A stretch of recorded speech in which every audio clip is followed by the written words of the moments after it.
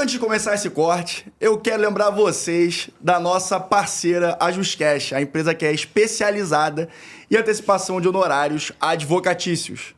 Então você já sabe, né? Se você tiver honorário para antecipar, fala com a JusCash e, pessoal, vocês vão conseguir receber nos próximos dias. Então, acesse o link da JusCash na descrição desse vídeo. Dado que a gente está falando sobre essa questão de reconhecimento facial e o Felipe, ele tá na comissão da Presidência da República discutindo sobre deepfake, acho que os assuntos se conectam. O que vocês estão discutindo nessa comissão?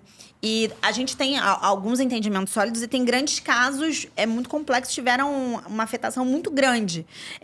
Casos de políticos, casos de grandes empresários. Como é que isso está sendo concebido? E existe alguma forma, e aí no seu olhar jurista, mas também no seu olhar de um estudioso da tecnologia, da inteligência artificial, tem como frear isso? Infelizmente, não. Não tem como frear a deepfake. Eu acho que a gente chegou num estado tecnológico em que o desenvolvimento ele chegou a tal ponto que a gente não tem como voltar para trás. Eu acho que é tentar tapar o sol com a peneira. Deepfake veio para ficar, veio para causar distúrbio e a gente tem que tentar criar estratégias para lidar com elas, mas a gente não vai conseguir controlar. Eu acho que talvez, até contrariando algo que a gente imaginava, vendo, por exemplo, eleições de outros países, deepfakes no contexto eleitoral acabou não sendo, nesse último ano, que foi o maior ano dos últimos tempos eleitoral no mundo, deepfakes, ao contrário do que todo mundo imaginava, acabaram não sendo um fator determinante nas eleições. Mas não um fator determinante de forma direta. Porque talvez hoje o maior problema das deepfakes não seja fazer a gente acreditar numa mentira. Fazer a Natália acreditar que temos um vídeo falso. Talvez o maior problema seja a gente passar a duvidar do que é verdadeiro. É isso.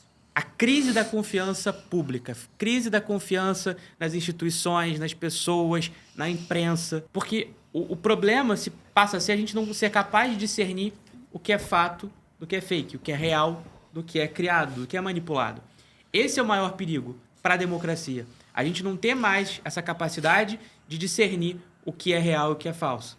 Esse talvez seja o maior perigo. Fora os golpes. E aí, em relação aos golpes, esse para mim hoje é o maior risco em relação a deepfake. Perfeito. Assim como era o golpe da deepfake, pode ser analogamente como o golpe de telefone para uma senhora velhinha, enfim. Todos os golpes, toda tecnologia traz novas possibilidades também de golpes, etc. Então, como você falou, é algo que não é incontrolável. Agora a questão é a gente justamente conseguir mitigar e botar políticas para que a gente consiga evitar esse tipo de dano. Quando a gente está falando de deepfake, naturalmente a gente está falando sobre algo novo que está impactando a sociedade. Quando a gente está falando de algo novo que está impactando a sociedade, você está falando de tribunais que vão entender sobre isso. E a gente está com um julgamento no STF que está discutindo o Marco Civil da internet. Boa. Isso é muito relevante. O julgamento do STF, pessoal, está discutindo a interpretação do artigo 19 do Marco Civil da Internet e ele trouxe uma interpretação divergente da que está regulada em lei. Queria que o Felipe comentasse um pouco dessa decisão. Aliás, queria que o Felipe comentasse um pouco desses votos e que você dissesse como é que você entende esse caminho do Supremo Tribunal Federal. Acho que a gente pode conectar os dois temas. Por isso que a gente traz gente boa aqui, gente, tá vendo? Vamos conectar os dois temas. Já resolve tudo pra gente Vamos aqui. conectar alguém pra organizar a nossa confusão, Eu fiquei com medo do tempo acabar e a gente não falar disso, mas o homem resolveu. É pra organizar nossa confusão. A gente precisa organizada aqui na mesa, não tem jeito. É isso. Vamos organizar aqui. Vamos. Vou dar um exemplo que eu acho que a gente vai conseguir colocar os dois assuntos na mesma página. Boa. Vamos supor que alguém queira praticar um golpe. E o que essa pessoa pode fazer? Pode fazer um vídeo da Natália e fazer uma deepfake da Natália utilizando uma camisa de um clube de futebol. Não vamos citar nomes. Um clube de futebol para o qual eu sei que você é um ávido torcedor. Da Zona Norte do Rio de Janeiro? Da Zona Norte do Rio de Janeiro. Entendi. Bairro de São Cristóvão. Imperial, bairro de São Cristóvão. Imperial, bairro de São Cristóvão. Entendi. Rua Roberto Dinamite. Rua Roberto Avenida Dinamite, Roberto Dinamite, número 10. Pelo menos o deepfake vai ser ruim, mas pelo menos eu vou ficar bem com o meu sócio aqui. Isso é verdade. Então vai valer de alguma coisa. Tá falando do gigante, né? O gigante. Perfeito. Mas digamos que Natália esteja lá, muito bem trajada, com essa camisa do gigante, e isso não seja algo que corresponda à sua realidade. Mas você está trajada com essa roupa, você recebe, então, um anúncio que alguém faz vendendo um produto. Não é você, mas é uma deepfake que todo mundo acredita que é você, porque essa tecnologia está cada vez mais perfeita. A gente começa, então, a vender esse produto e a gente paga uma plataforma. A gente chega para uma plataforma qualquer e diz assim, ó, quero fazer um anúncio pago desse conteúdo aqui. A plataforma aceita, faz uma verificação por meio de seus algoritmos, aceita, esse vídeo começa a ser veiculado, as pessoas veem você com uma camisa do time que não é o seu, as pessoas começam a comprar um produto que você não anunciou e você imediatamente manda uma notificação para a plataforma. E você diz, plataforma, não sou eu, apague.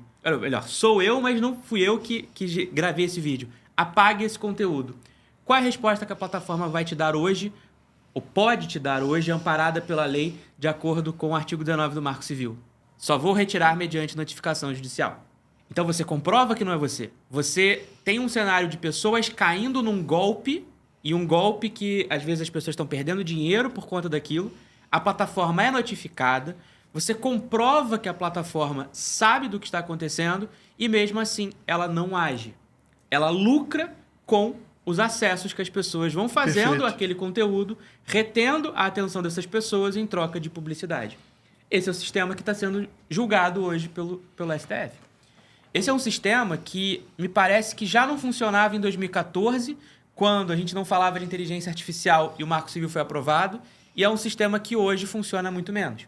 Não estou dizendo que é um sistema que tenha que ser completamente abolido, mas que tem que ser modulado. E eu acho que é nessa direção que o Supremo está caminhando. Analisando a constitucionalidade, fazendo uma interpretação conforme do artigo 19 à luz da Constituição, para dizer que nem tudo deva depender de decisão judicial, de notificação judicial, sob pena da gente criar um cenário em que as empresas vão lucrar muito, mas sem ter uma contrapartida efetiva para coibir certos tipos de danos que estão acontecendo na sociedade e que acabam tornando o ambiente digital um ambiente muito mais inseguro. Só para fazer um parêntese, gente, para vocês que estão vendo a gente hoje, hoje é dia 25/6. Esse julgamento foi hoje, tá 7-1 em voto. Só que o STF vai ter um almoço amanhã para determinar qual vão ser as diretrizes e qual vai ser o meio do caminho, o consenso que eles vão chegar para dar o voto final. Então, a gente não tem como aprofundar mais sobre o que o STF julgou, porque esse julgamento ainda não aconteceu no dia dessa gravação.